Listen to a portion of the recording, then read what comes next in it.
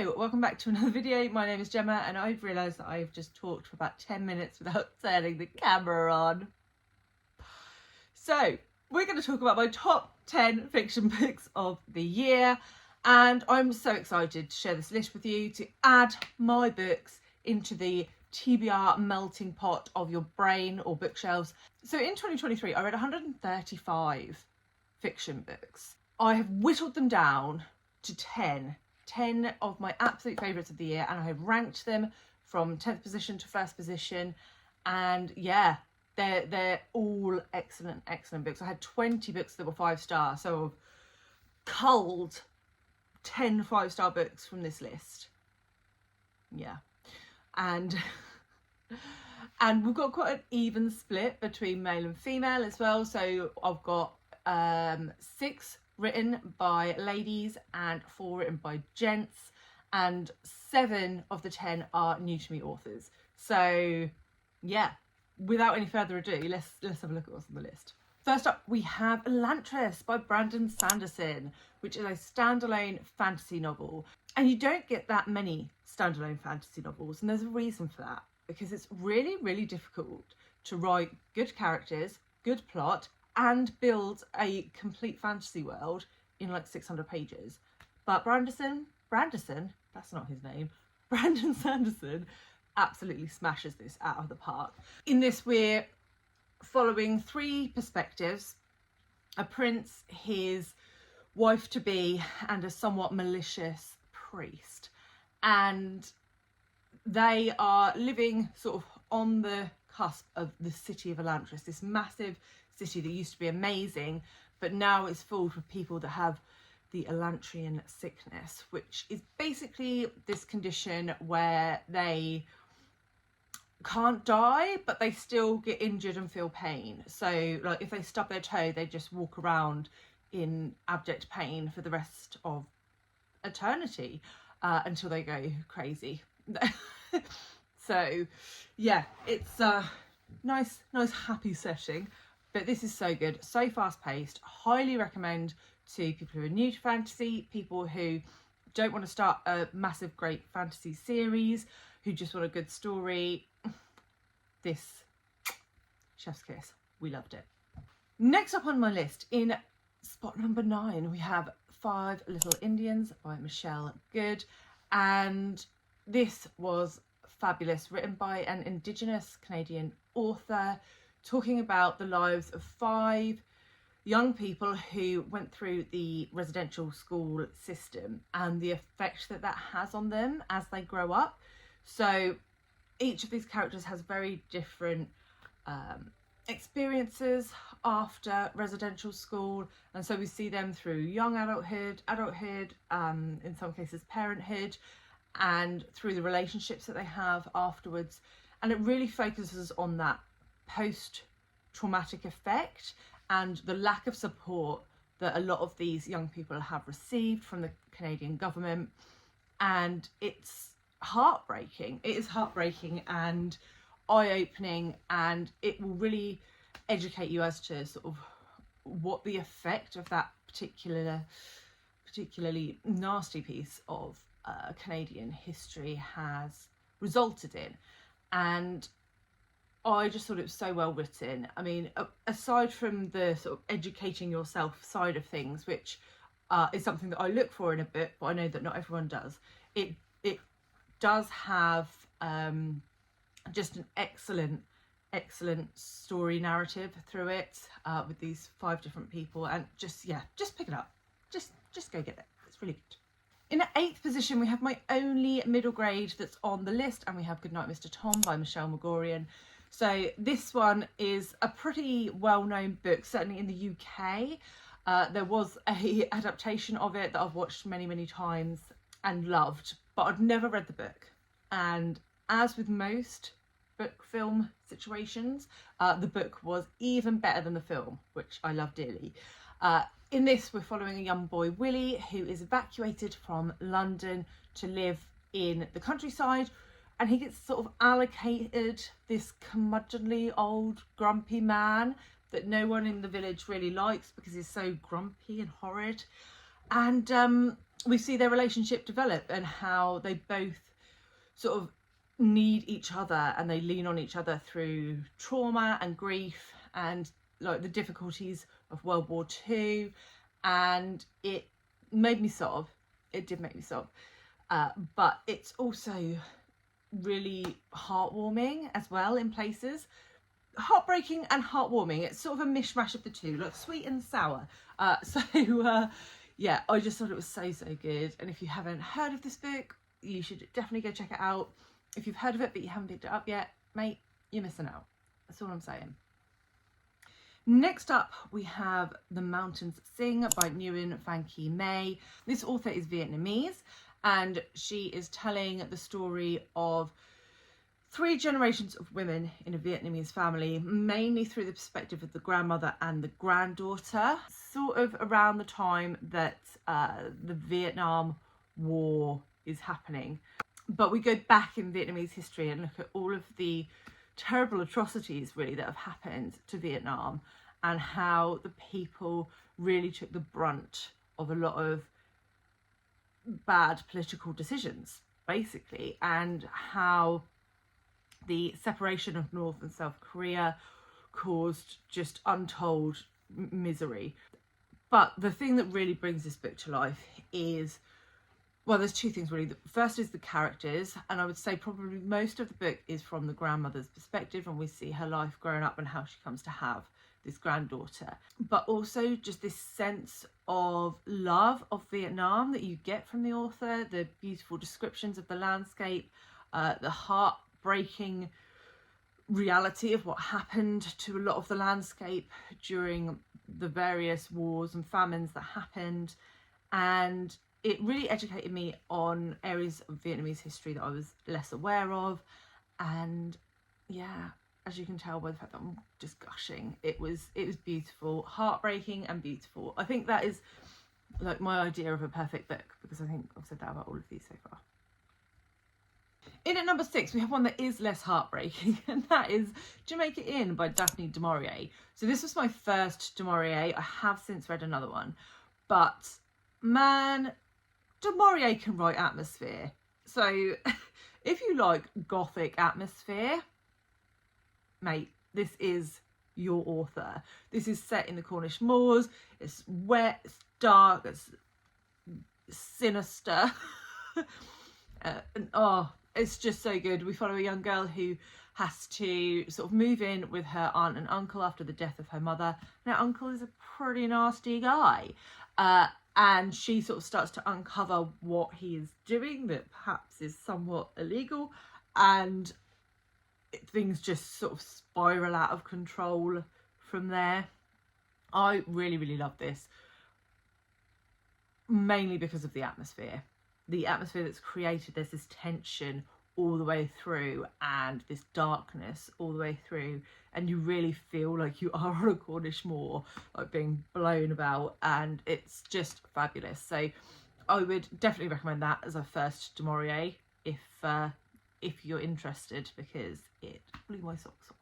In at 5th position, we have Chain Gang All Stars by Nana Kwame Adjei-Brenyah, and this is quite a violent book. So if you don't like a lot of violence and blood and guts and fighting, then this is probably not your book. However, if you do like those sorts of things and you also like dystopia a la Hunger Games style, then you should really consider giving this a go. This is Brenyah's sort of attack on the American penal system, where he envisages a future that doesn't seem so incomprehensible, where prisoners are encouraged to fight to the death, filmed for the population's amusement, and if they win enough fights they earn their freedom. I mean, it very rarely happens because you have to go up all these levels, right?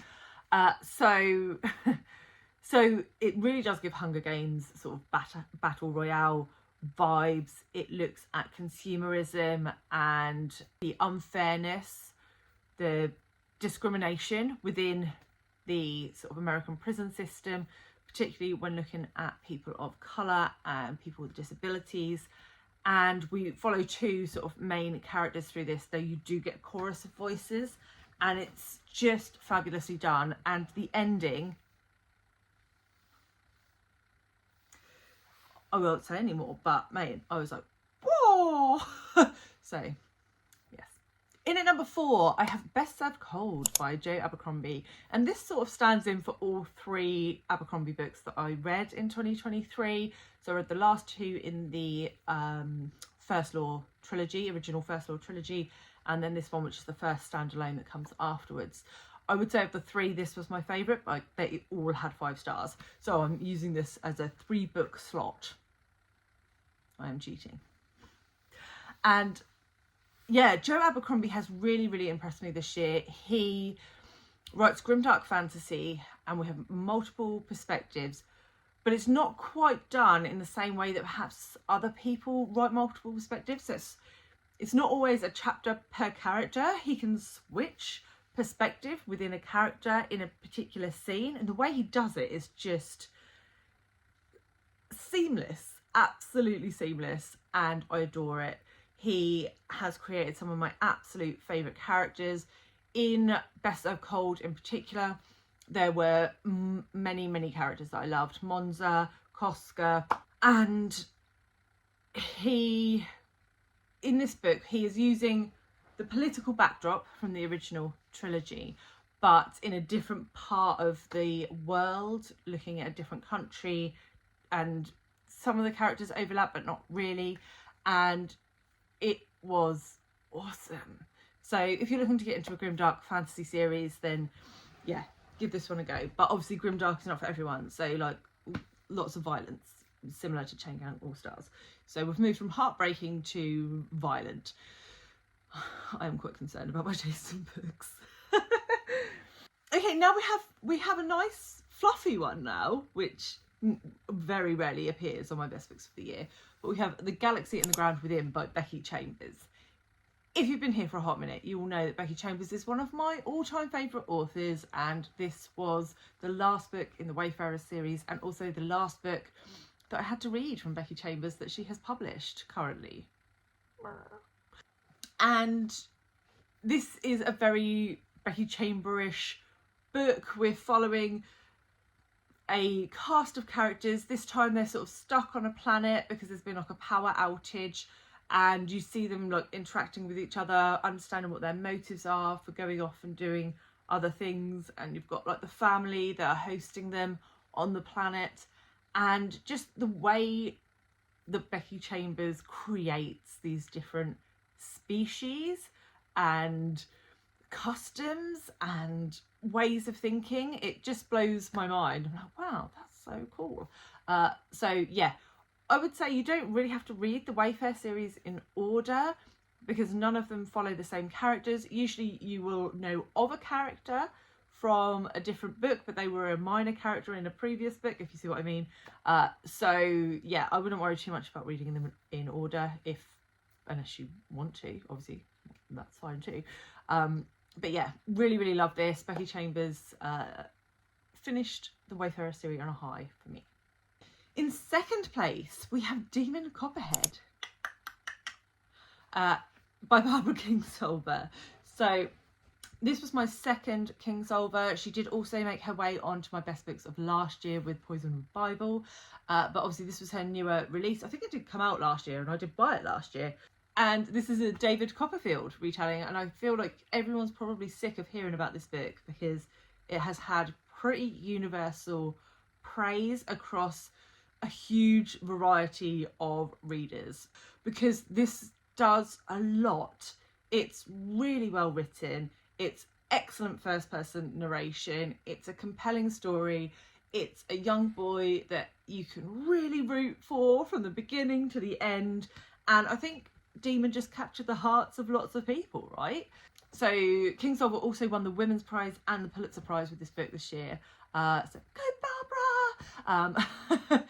And I do have a solo review for this, so I'll leave that below, because I feel like I've just talked a lot about Demon Copperhead on my channel over the last 6 months, whatever it is, since I've read it, 8 months. but it's outstanding, and if you want to fall in love with a character, Demon is your boy. And then the book that pipped Demon to the post late on in the race was The Book of Night Women by Marlon James. So I didn't think anything was going to be able to surpass Barbara Kingsolver. I thought she was like in it till the end of the year, and then this book came along, and holy macaroni, where has Marlon James been all my life? So I actually have multiple books of Marlon James's on my TBR, but have failed to get to them until this summer. And this book is set in the Caribbean, in sort of slavery era US, and we are following a young slave who starts her life in a little bit more of a privileged position, but then finds herself at the house having to do like all the sort of standard slave stuff. And we really get a look into the interaction between the black slaves and the white masters, and how maybe not submissive the slaves were. And this also has a smidgen of magical realism sort of sprinkled throughout, but not loads, just enough to make it a bit creepy. And I think my favourite thing about this book was the fact that it just killed like the white saviour narrative. So we're all aware that there are a lot of films and books out there that talk about white people coming in and basically not being an asshole, and then they're like lauded for it, right?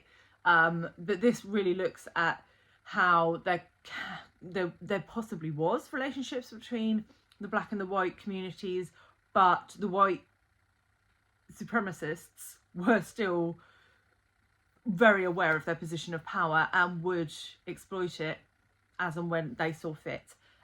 It was so well written, a really interesting look at the race dynamic of that time, and great characters, and real dark.